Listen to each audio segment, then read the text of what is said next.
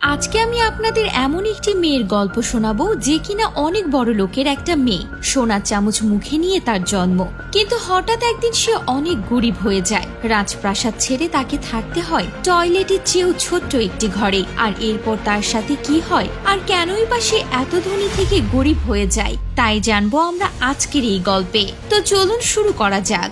কাহিনী শুরু হয় ওরিয়ামা কারিম থেকে, যে একজন মিলিয়নিয়ারের মেয়ে। ছোটবেলা থেকেই তাকে অনেক আদর যত্নে বড় করা হয়েছে। তার কাছে সবকিছুই আছে, আর তার সবসময় স্বপ্ন হলো তার বিয়ে কোনো রাজকুমারের সাথে হবে, যে তাকে বিয়ে করে নিয়ে যাবে। সে আজ পুরো 16 বছরের হয়ে গেছে। তার সার্ভেন্ট তাকে বিছানা থেকে উঠিয়ে গোসল করিয়ে, ব্রাশ করিয়ে, ইউনিফর্ম পরিয়ে স্কুলের জন্য রেডি করিয়ে দেয়। এসব কিছুর মধ্যে সে শুয়েই থাকে। সে জানে না তার সাথে কি হচ্ছে।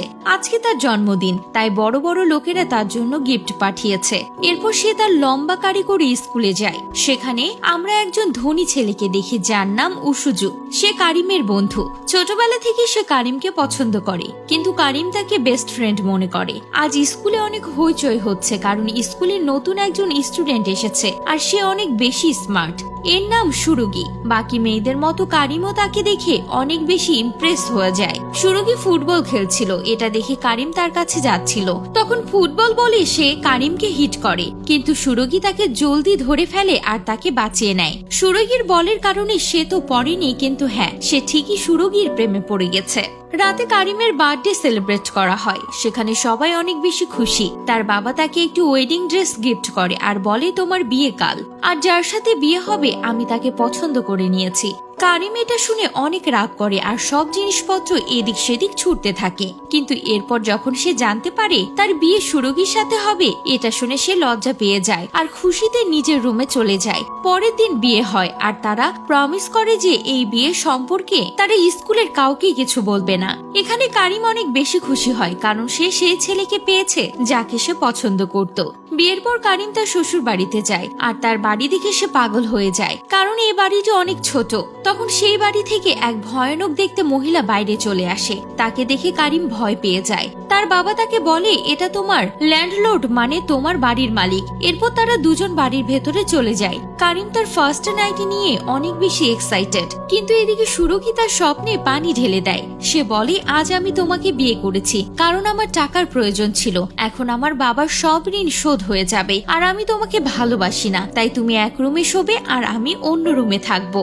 এরপর সে তাকে অনেক কথা শোনায় আর বলে, তোমার মতো মেয়েরা চেহারা দেখে বিয়ে করে, তুমি আমাকে এই কারণেই বিয়ে করেছো কারণ আমি দেখতে ভালো। আর এসব কথা তার অনেক খারাপ লাগে, আর কারিম বেচারি শুয়ে পড়ে। এরপর সে ঘুম থেকে উঠতে অনেক দেরি করে ফেলে, কারণ সে আগে কখনোই এত সকালে ঘুম থেকে ওঠেনি। এরপর সে যখন চোখ খুলে তখন সেই ল্যান্ডলর্ডকে দেখে সে আবার ভয় পেয়ে যায়। এরপর সে গোসল করতে ওয়াশরুমে যায়, কিন্তু সে তো গোসল করতে জানে না, পানি গরমও করতে জানে না, স্কুলের জন্য রেডি হতেও পারে না, কারণ তার বাসায় তাকে ঘুমন্ত অবস্থায় গোসল করানো, এমনকি স্কুলের ড্রেসও পরিয়ে দিত তার সার্ভেন্টরা, আর ঘুমন্ত অবস্থাতেই সে তার স্কুলে যেত। এরপর সে কয়েক ঘন্টা চেষ্টা করার পর রেডি হয়ে যায় আর স্কুলের জন্য বেরিয়ে পড়ে, কিন্তু বেচারি রাস্তা ভুলে যায়, কারণ সে তো স্কুলের রাস্তা চেনে না। অনেকক্ষণ পর সে উসুজুকে দেখতে পায়। উসুজু বলে, তুমি এতক্ষণ কোথায় ছিলে? এখন তো স্কুল ছুটি হয়ে গেছে। কিন্তু সে তাকে কিছুই না বলে বাড়িতে পালিয়ে যায়। তার বাড়িতে আস্তে আস্তে রাত হয়ে যায়, কারণ সে বাড়ির রাস্তাও চেনে না। আর বাড়িতে পৌঁছানোর পর সে দেখে ঘরের অবস্থা অনেক খারাপ করে দিয়েছে।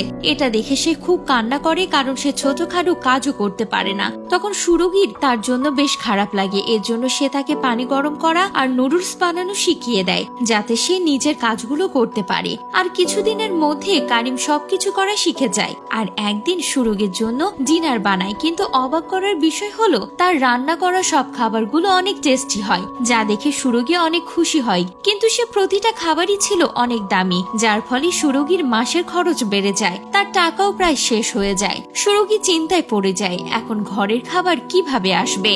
তখন কারিম তার পরিবারকে কল করে। তার বাবা তাদের দুজনকে বাসায় ডাকে, কিন্তু এখানে সুরগি টাকা নিতে মানা করে দেয় আর বলে, আমাদের কাছে যেটুকু আছে তাতে আমরা আমাদের খরচ চালিয়ে নিব।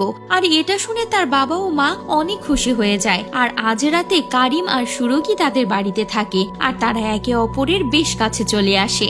পরের দিন স্কুলে যাওয়ার সময় কারিম তার রাঁধুনির কাছে ক্ষমা চায়, কারণ সে তার বানানো খাবার একটু খারাপ হলে সেগুলো ছুঁড়ে ফেলে দিত।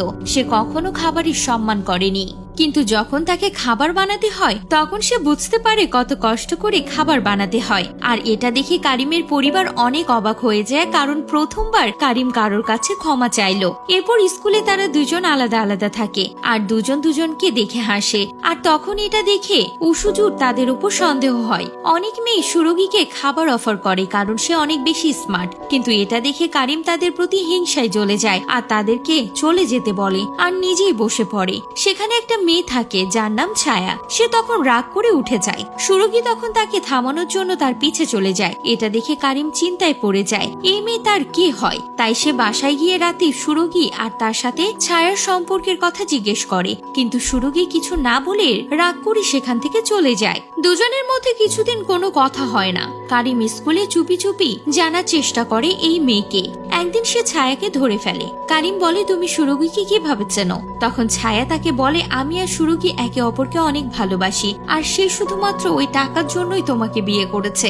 এটা শুনে কারিমের অনেক বেশি খারাপ লাগে, কিন্তু বেচারা কারিম বলে, কোনো ব্যাপার না, আমার বাবার কাছে অনেক টাকা আছে, তাকে দিয়ে আমি সুরগীকে আমার করে নেব। এটা বলে কারিম সেখান থেকে চলে যায়।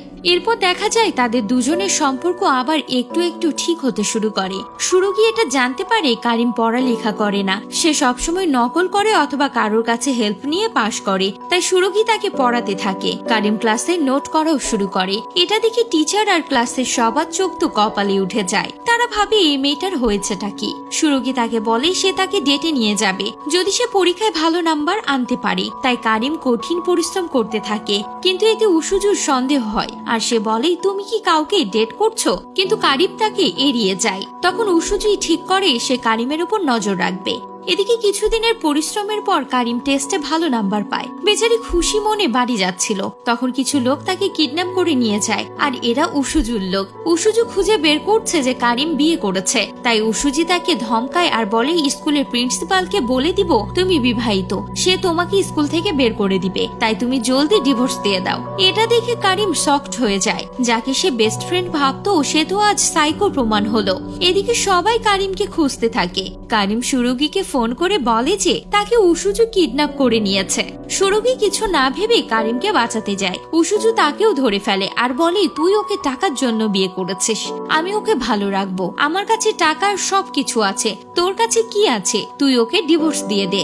সুরগীও কারিমকে ভালোবেসে ফেলেছে, তাই সে কারিমকে তার বাবার বাড়িতে পাঠিয়ে দেয় আর প্রমিস করে সে কাল অবশ্যই ডেটে যাবে। এরপর সে নিজেও বাড়িতে চলে আসে, মানে সে আর তার সাথে থাকবে না। পরের দিন এই দুজনেই ডেটে যায়। সুরগী তার প্রশংসা করে। এরপর দুজন অ্যাকুরিয়ামে যায়, স্ট্রিট ফুড খায়। সারাদিন সুন্দর মতো কাটানোর পর শেষে সুরগী তাকে ডিভোর্সের কথা বলে আর বেচারি কারিম দুঃখী হয়ে কাঁদতে কাঁদতে বাড়িতে চলে যায়। সুরগী তার পরিবারের কাছে অনেক বকা খায় আর কারিমের পরিবারও চিন্তায় পড়ে যায় সুরগী কেন এমন করছে। কারিমের সাথে দেখা করতে উসুজু আসে আর তাকে বাইরে নিয়ে যায়। দুইজন ডান্স করে যেমনটা কারিম সবসময় করতে চাইতো। তার স্বপ্ন ছিল কোনো রাজকুমার আসুক আর তার সাথে ডান্স করুক আর তাকে সাথে করে নিয়ে যাক। তার এসব স্বপ্ন উসুজি পূরণ করে দেয়। অন্যদিকে সুরগীর কাছে ডিভোর্স পেপার চলে আসে। এখানে সে কারিমের একটা বই পায় যেটা ছিল রাজকন্যার গল্প। সেটা দেখে সে বুঝে যায় কারিম আসলে কি চায়।